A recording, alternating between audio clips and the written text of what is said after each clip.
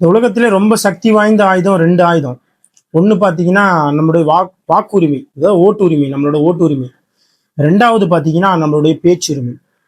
நம்ம தப்பா வாக்கு செலுத்தினா கூட நம்மளுடைய பேச்சுரிமையால திரும்ப அதை மாற்றி அமைச்சிடலாம்.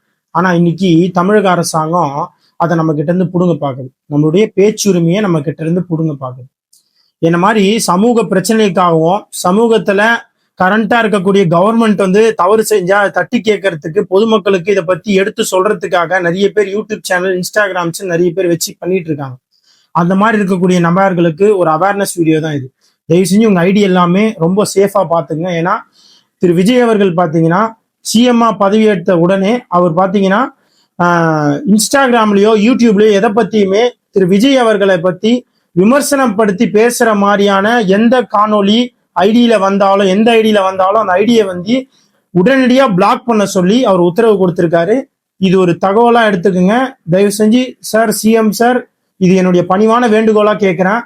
தவறுகள் நாங்க சொல்லதான் உங்களுடைய ஆட்சி சிறப்பா ஒரு நல்ல எதிர்ப்பு இருந்தா மட்டும்தான் ஒரு நல்ல அரசியல் பண்ண முடியும். நன்றி, வணக்கம்.